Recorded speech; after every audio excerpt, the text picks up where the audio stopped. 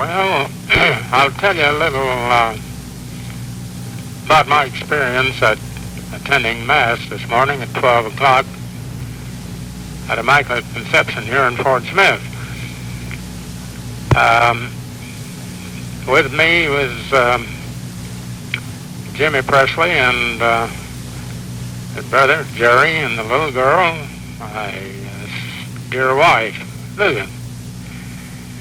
Well, we came in a little late, and we sat in the back part of the church. And when the priest came in, I had a glimpse of him when he went up the high altar.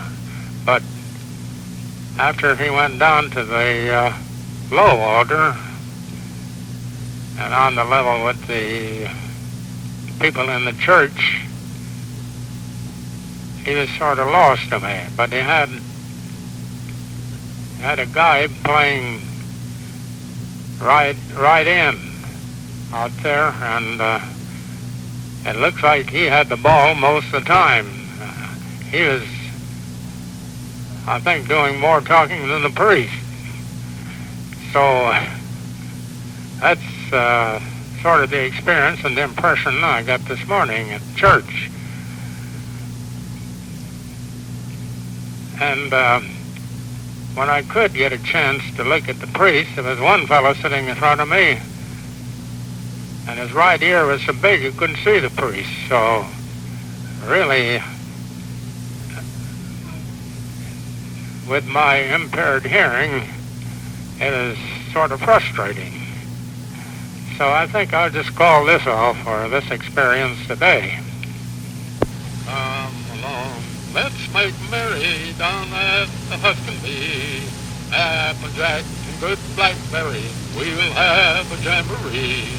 Don't you hear the bells are ringing, a big time for you and me. Come along and meet your Uncle Josh, we'll have lots of fun, by gosh, down at the Husky.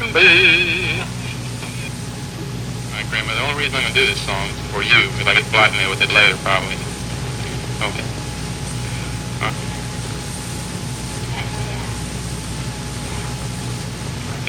Joys of love are but a moment long. The pain of love endures the whole night long. Your eyes kissed mine, I saw the love in them shine. You brought me heaven right then when your eyes kissed mine. My love loves me, and all the wonders I see. A rainbow shines in my window, my love loves me.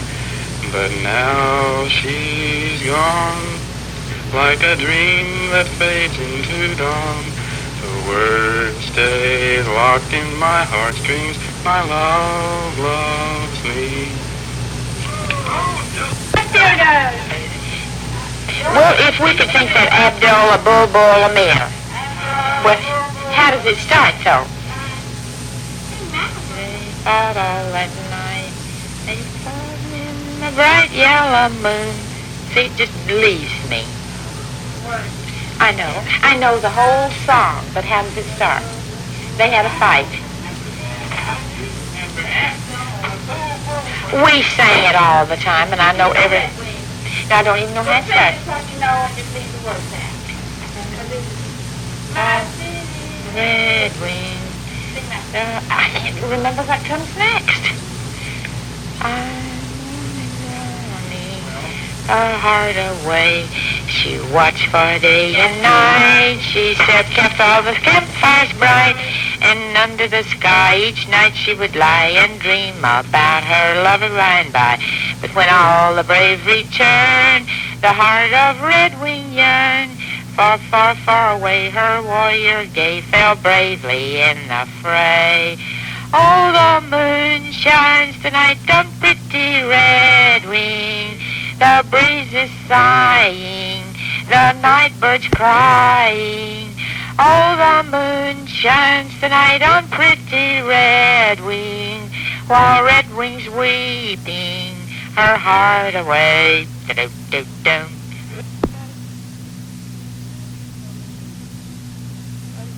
This is another in a series of gems from Puccini's operas by George. I'm sure it wasn't white, for us out in the light. Must have been the ghost of a coon. We're aware of the man who lives in a hut behind the tree. Owed him 10 before I left and I didn't stop to see. Must have been the ghost of a coon. I guess that's all. Goodbye.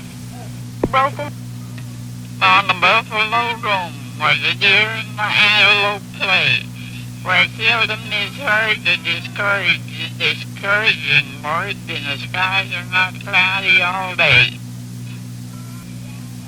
Play, where seldom is heard the discouraging word, and the skies are not cloudy all day.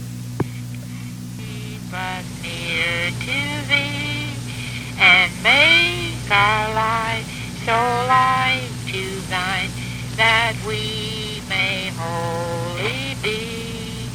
Heart of Jesus here, O heart of love divine, listen to our prayer, make us always thine. Arkansas, Arkansas, 'tis the name, dear, 'tis the land that I love so much, where the cotton is in bloom, and the sweet magnolias too, and the jasmines are bright, and the fields are violet blue. 'Tis a land that I hunt of my heart, dear, 'tis a land that I call my own. Oklahoma, Oklahoma, Oklahoma, Oklahoma. Let's see, what was it I was wanting to say? Oh yes, and do you know why that Jesus was born in the manger? In that little low place where everybody would have to stoop and bow their knees? Well, everybody has to stoop and bow their knees and bend their head before they can ever see Jesus. Oh, salutaris hostia, quae celi panis hostium, bella premunt hostilia, daro perfer auxilium, unitrinoque domino, sin sempiterna gloria, qui vitam sine termino, nobis donet in patria. Amen. Dry those pretty brown eyes, dear, and smile, for I'll be back again someday. Mexicali Rose, goodbye. When I'm dead and buried, don't you weep after me. When I'm dead and buried, don't you weep after me. When I'm dead and buried, don't you weep after me. I don't want you to weep after me. I'll be with you when you're smiling, so don't weep after me. I'll be with you when you're smiling, so don't weep after me. I'll be with you when you're smiling, so don't weep after me. I don't want you to weep after me. I'll be with you when you're laughing, so don't weep after me. I'll be with you when you're laughing, so don't weep after me. I'll be with you when you're laughing, so don't weep after me. I don't want you to weep after me. When I'm dead and buried, don't you weep after me. When I'm dead and buried, don't you weep after me. When I'm dead and buried, don't you weep after me. I don't want you to weep after me. You can join me in heaven, so don't weep after me. You can join me in heaven, so don't weep after me. You can join me in heaven, so don't weep after me. I don't want you to weep after me. All right, Grandma, I'll try it again for you now.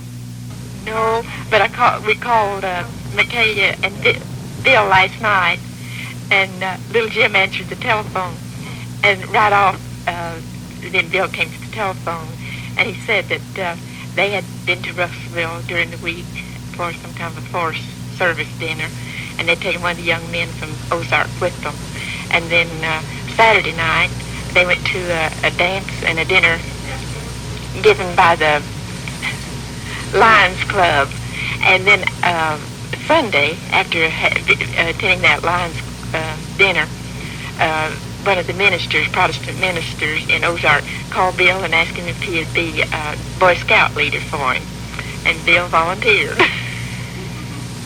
And McKay said that she's joined the garden club in Ozark, and Sunday then she's joining some sort of organization up at St. Mary's at Altus.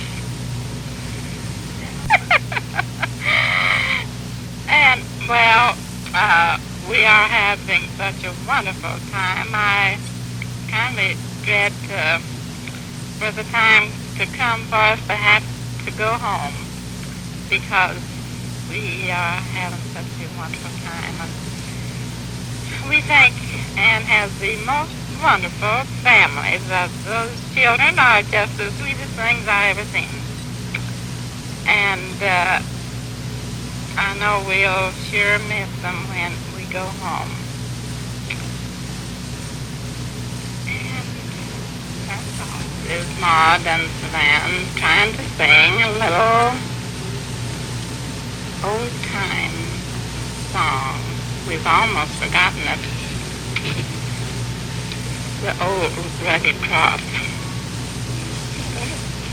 On the hill far away stood an old rugged cross, the emblem of suffering and shame.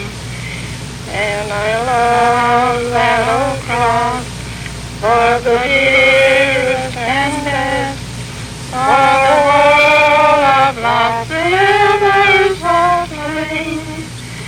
So I cherish the old rugged cross, till my trophies at last I lay down, and will cling to the old rugged cross, and exchange it someday for a crown.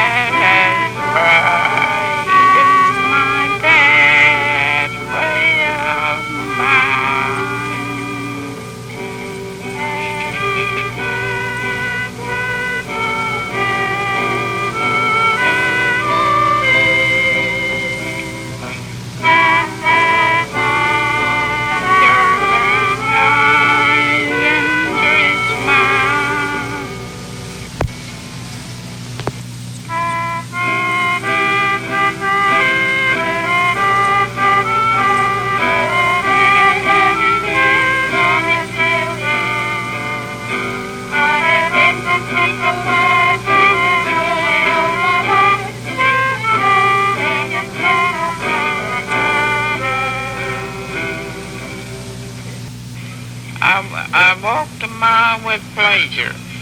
She chattered all the way, but left me none the wiser from all she had to say. I walked a mile with sorrow, and never a word said she.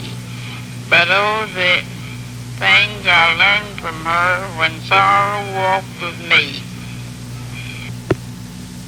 Just because, the kids could have been saved had they been here in the States, but it's just down there because of lack of cleanliness and hygiene and things of this nature is the reason they lost them. But there's, a lot can be done. It's just a matter, of training the people what to do. Now, Marcella Faudrey, she's a nurse down in Santiago down at East Line, but she wants to build a little model home, and put in, some tables and chairs, and put the price, how much it costs to make these little items, and she wants, to deliver a baby in there and show them, the best way to do it, how to wash your hands, how to boil water, and things of this nature, and just little tiny things, but which might save a life. But she doesn't want to make the house too fancy. She wants to make it just like their houses, and so it won't cost them very much. Because like in my area, the average wage is 50 cents a day. That's all they make down there, 50 cents a day. And if you're making $1 a day, you're making awful good money. And so at 50 cents a day, you really can't afford, a lot of these niceties that you expect a home to have, and all the cleanliness and things of this nature. Well, she wants to build a house, with a little grass roof. It'll be out of mud and things of this nature, like everybody else's, and just show them just how you can take, the existing house they have and fix it up just a little bit for a little bit of money, and really have something, a lot better than what they had before.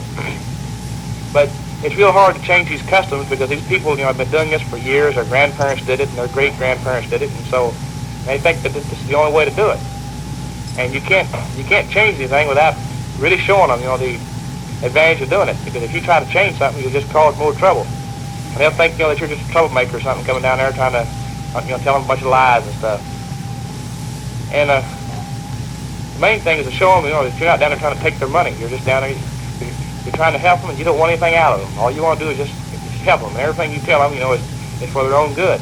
And once you can convince them of this, then you have, the people all behind you. But right now, it's a real problem because the people associate us with the Spanish conquistadors. These fellows Cortez and Alvarado and these guys. These fellows came down, a couple hundred years ago, but these people still remember them because their folks tell these stories and they have these songs about them and things of this nature, and they remember these people just like it happened yesterday. And they see us come down there, with pale skin and some of us with beards and stuff of that. Well, they assume we're just like the conquistadors, and we come down there and all we're hunting for is gold. You've got to explain to these people, very slowly, and you can't get in a hurry down there. It's all you can do. You just have to just take your time and try to explain it to them. Oh, Dr. Allen, I was down to see Dr. Allen at the clinic. I think it was the day before yesterday, and he told me that there wasn't anyone in any more perfect condition than I'm in, and that I was in a better condition than I had ever been since he had ever known me. And I was real proud of my checkup, and I really believe in what Dr. Allen tells me. Oh, yeah, and I want to tell you about my grandson that's in Guatemala. Lillian said she may blow her top, but I don't care if she does. Bill, nobody's going to find out our secret now. Yeah, it'll make us all just as happy as we can be. And he wouldn't tell me anything that would make me unhappy. Yeah, it makes me so happy I don't know what to do. It'll make everybody happy. Yeah, it'll just make George and everybody else happy.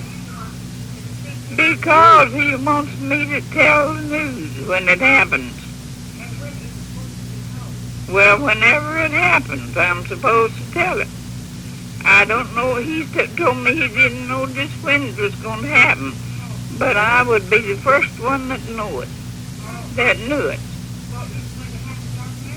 It's going to happen down there.